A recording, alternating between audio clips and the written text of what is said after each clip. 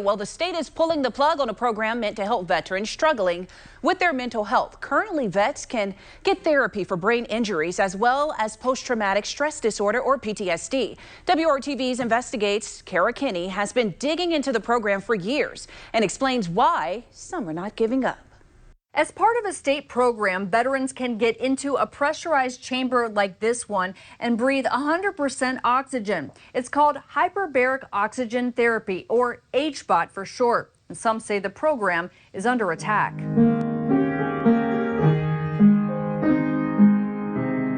Libby Pryfogel served as an officer in the Marine Corps. The Winchester, Indiana veteran served in Iraq and was diagnosed with a traumatic brain injury and PTSD. I'd go to play piano and I could read the music and I could tell my fingers to play these keys, but they wouldn't. It was like there was a disconnect. Like my fingers would not react to what I was telling them to do.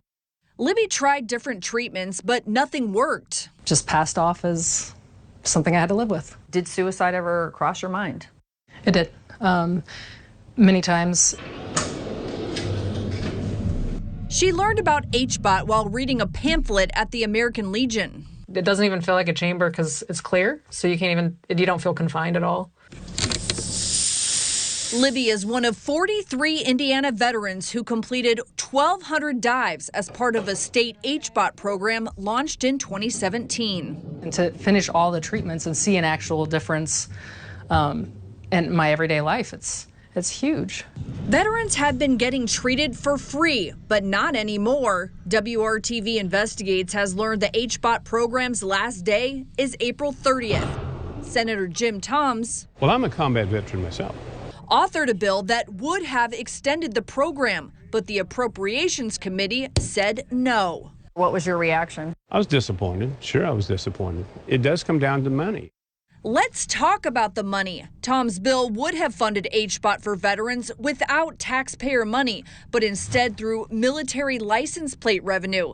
The Military Family Relief Fund is meant to help vets with food, transportation, housing, and medical expenses.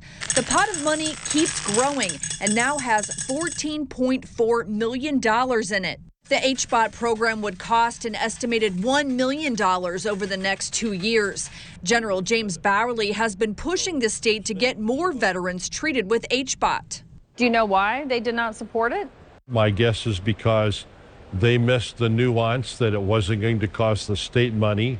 WRTV Investigates reached out to the Appropriations Chairman, Senator Ryan Mishler. His spokesperson told us there was a funding increase to the HBOT program that he was not supportive of because of the fiscal concerns this year. However, since the bill did not pass out of the Senate Committee on Veterans Affairs and the Military, he was not able to fully review and consider it for a hearing in the Senate Committee on Appropriations. Well, eventually you're going to have all this pile of money, and who are you going to spend it on?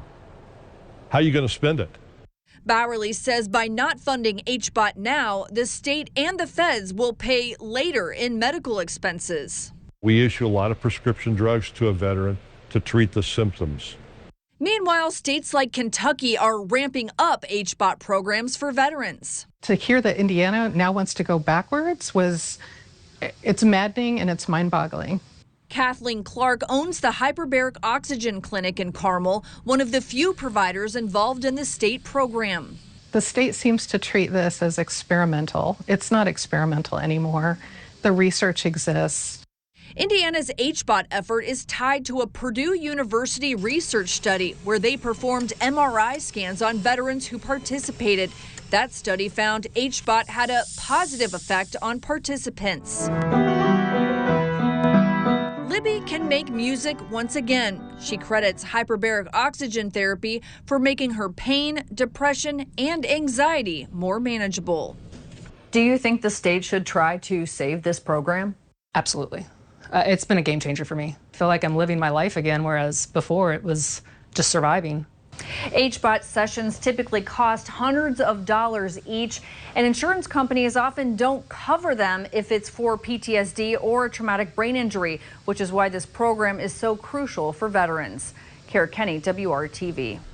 And Senator Jim Tom says he plans to try to save the HBOT program in the 2026 legislative session. As far as veterans currently enrolled, the state says they had sufficient time to complete their treatment. The FDA has cleared HBOT for a slew of ailments, including burns, carbon monoxide, poisoning, wounds, and vision and hearing loss. The feds are still studying the therapy for COVID-19 as well as traumatic brain injuries and PTSD. Potential risks are ear and sinus pain, temporary vision changes, ear injuries, and lung collapse.